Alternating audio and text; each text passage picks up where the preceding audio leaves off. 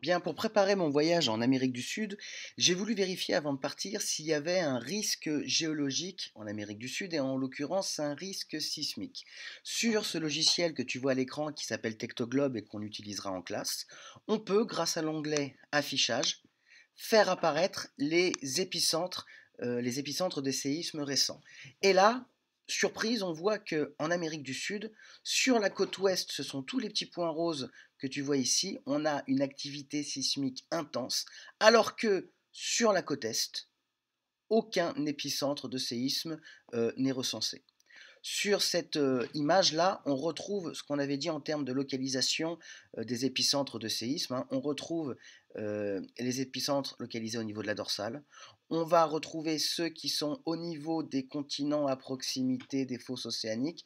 On retrouve également des épicentres localisés au niveau des chaînes de montagnes. Pour essayer de comprendre ce qui se passe en Amérique du Sud, à savoir des séismes sur la côte ouest alors qu'il n'y en a pas sur la côte est, on peut afficher également grâce au logiciel l'âge de la lithosphère océanique. Donc ici tu as la légende, 0 million d'années ce sont les roches qui sont en train de se mettre en place à l'heure d'aujourd'hui, et on a là des roches de plus en plus anciennes, MA je te rappelle c'est pour millions d'années.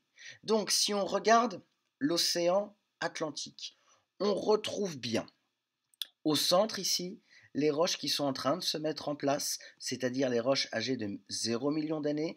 Ici, on peut donc visualiser la dorsale. Ensuite, on a bien des roches de plus en plus vieilles quand on s'éloigne de la dorsale. Et on a bien l'âge de la lithosphère océanique symétrique de part et d'autre de la dorsale. Maintenant, j'attire ton attention sur ce qui se passe dans l'océan Pacifique. Tu vas pouvoir localiser la dorsale. Et pour le prochain cours, je te demande de me décrire l'âge de la lithosphère océanique dans l'océan Pacifique. Tu devrais pouvoir détecter une anomalie. Une fois que tu as détecté l'anomalie, je te demande de me faire une hypothèse pour expliquer l'anomalie que tu viens d'observer.